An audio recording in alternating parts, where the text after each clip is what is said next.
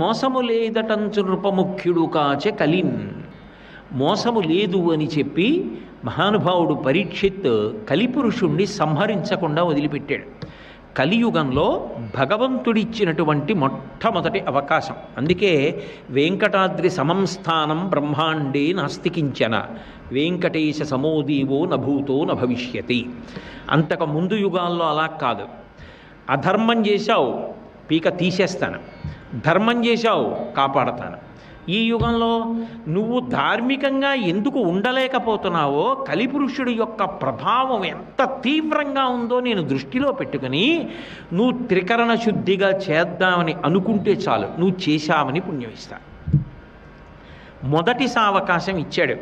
ఇంత సావకాశం ఇచ్చినటువంటి అవతారం కాబట్టే వెంకటేశ సమోదీవో నభూతో నభవిష్యతి. వెంకటేశ్వరావతారం లాంటి దయ కలిగినటువంటి అవతారం లోకంలో ఇంకొకటి ఉండదు.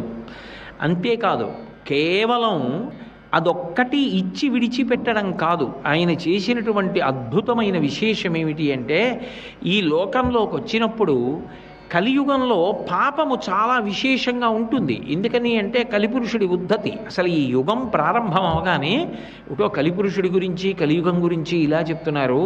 ఈ యుగం ఏమిటో ఈ ప్రజలేమిటో ఒకసారి చూసి రావాలి. అందుకని మొట్టమొదట ప్రపంచానికి అంతటికీ పూజామందిరం లాంటిది వేదభూమి, కర్మభూమి. పూజామందిరంలో మనం చేసిన అనుష్ఠాన బలం వల్ల, భగవద్ అనుగ్రహం వల్ల ఇల్లంతా చల్లగా ఉంటుంది. కాబట్టి ఇల్లంతా మనమే కట్టుకున్నా భగవదారాధన పూజామందిరంలో చేస్తాం. అక్కడ చేస్తే ఇల్లంతా చల్లగా ఉంటుంది, ఇంట్లో అందరూ చల్లగా ఉంటారు. అలాగే యావత్ ప్రపంచానికి పూజామందిరం లాంటిది భారతదేశం. కర్మభూమి, వేదభూమి, యజ్ఞభూమి. కాబట్టి చూసొద్దామని వచ్చాడు నారదుడు.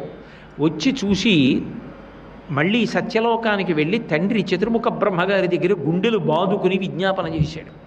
అదేమిటి కలియుగం అలా ఉంది.